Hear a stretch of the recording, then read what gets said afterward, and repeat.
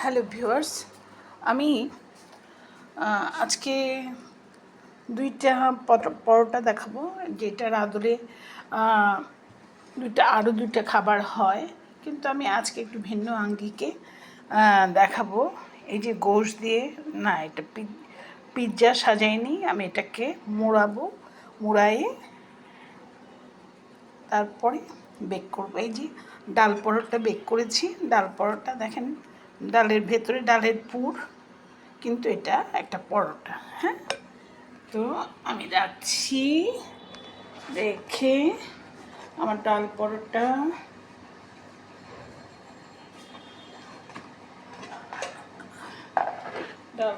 আবার দেখাবো। এখন আমি এটাকে ওভেন ট্রেতেই ভাজ করব। পানি খেয়ে নিই।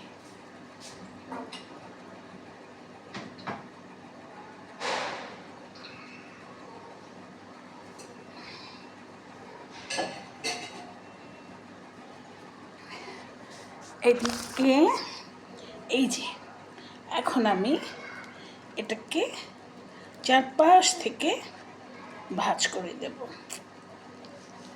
হ্যাঁ, ডাল পরোটাটাও সেম এইভাবেই করেছি। ডাল পুরি খাই আমরা, মনে হলো ডাল পুরি খাই, সবজি পুরি খাই, ডাল পরোটা খাই, সবজি পরোটা খাই। 1 মিনিট,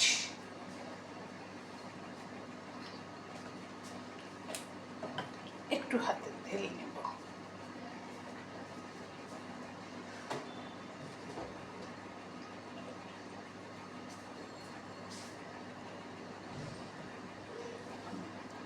তেলটা ব্রাশ আগেই করে নিলাম। হ্যাঁ, এই যে এখন আস্তে আস্তে আমি হাত দিয়ে পরোটাটা করে নেব, ডাল পরোটা। হ্যাঁ, ডাল পরোটা না, এটা গোশ পরোটা। ডাল পরোটা করেছি। ডাল পরোটা এমন হয়ে একদম মাঝখানেরটা দেখেন, মাঝখানেরটা পুরা ফুলে গিয়েছিল, পুরা ফাঁকা, একদম সুন্দর ফুলে গিয়েছে, সুন্দর ফাঁকা। পুর দেওয়ার এই একটা মজা, যা পুর দিবেন সুন্দর করে ফুলে যাবে। হ্যাঁ, আমি এটা বেক করব। বেক করার জন্য এখন নিয়ে যাব পরোটা, তো একটু পাতলা। আমার বাসায় ওরা যে এত সুন্দর করে পরোটা করে, পরোটাটা পাতলা, সুন্দর করে পরোটা করে।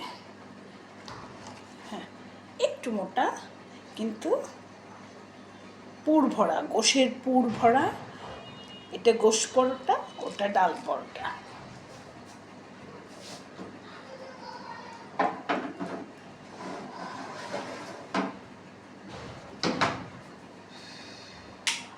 ডাল পরোটাটা একটু বেশি ভাজা হয়ে গেছে। হ্যাঁ, তেল নাড়ছে, ওই জন্য মাথাটা তেল।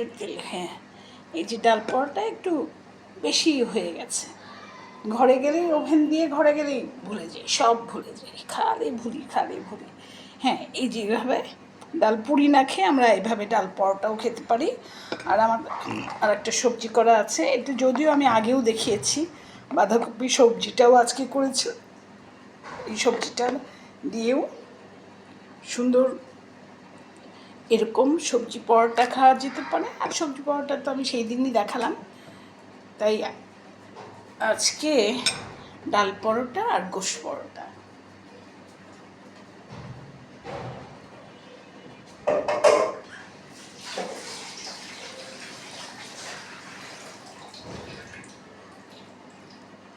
ইচ্ছা কিন্তু ফ্যানটা লাগাচ্ছি না, কিছু করি। ফ্যানটা লাগালে আবার 2 মাস মাথায় আবার খুলে নিতে হবে। এই দুঃখে লাগাচ্ছি না, কিছুই করছি না এই দুঃখে। যেদিকে যাই চলে যাব, বাড়ি যাই আর বিদেশ যাই, যেদিকে যাই চলে যাব। মাসের মধ্যেই আমেরিকা বা মালয়েশিয়া যেদিক যাই চলে যাব। তো এই ছিল আমার ডাল পরোটা। এদিকে একটু বেশি ভেজেছি, এদিকে একটু কম ভেজেছি, একটু মনে হচ্ছে হার্ড কিন্তু নরম। হ্যাঁ, ঠিক আছে। আর খেয়েছি হলো এই যে চিলি দিয়ে, টমেটো দিয়েও খাওয়া যাবে, টমেটো কেচাপ দিয়েও খাওয়া যাবে। আমি হ্যাঁ ভেবেছিলাম ঠিক আছে একটু পিৎজা করে নিয়েছিলাম, পিৎজা তো খাওয়াই হয়। আর গোশ পরোটা তো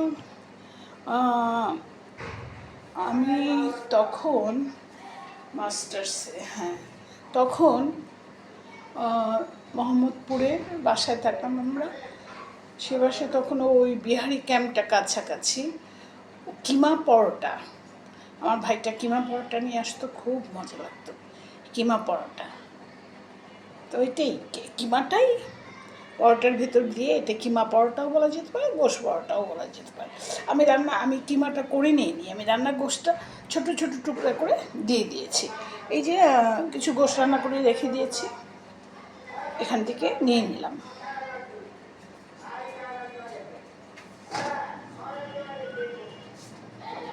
এখনো সকালবেলা, এখনো দুপুরে, এখনো মধ্যরাতে, এখনো কাজে ফিরে খুঁজে পাই তোমাকে আমার মাঝে। হয়নি তো একটু দেখাতে চাচ্ছি আপনাদের, ওটা ফুলে উঠবে আর আমি দেখাবো আমার গোশ পরোটা। এই যে দিয়েছি, গোশ পরোটাটা বেক করছি। বেক করলে কি উপরের ভাবটা মনে হয় একটু শক্ত, কিন্তু আসলে শক্ত না। ও 7 মিনিট হয়ে গেছে, ঠিক আছে। এই দুটার ছবি একসাথে নিয়ে, এটা হলে আমি একসাথে ছবি নিয়ে দিয়ে দেব, ঠিক আছে। আর একটু উল্টায় দিব, সেটাও আপনাদের দেখাচ্ছি। একটু উল্টায় দেব, আর একটু হোক, আর একটু হলে উল্টানো যাবে। এই গোশ পরোটা এনি টাইম আপনার ঘরে যা কিছু থাকবে সব দিয়েই আপনি পরোটা করতে পারেন, রুটি করতে পারেন। আর এইটার ময়ামটায় কিন্তু একটু তেলটা থাকে, গোলার সময় এই যে বানানোর দিলাম এই এতটুকু তেল, কিন্তু তেল ছাড়া না, তেলটা মাপা তেল। তো এই আমার ডাল পরোটা, দাঁড়ে বাবা মাথা খারাপ করিস না, এই যে ডাল পরোটা আর এই আমার গোশ পরোটা, আমি ছবি নিয়ে দিয়ে দিব। তো আল্লাহ হাফিজ। 8 মিনিট হয়ে গেছে।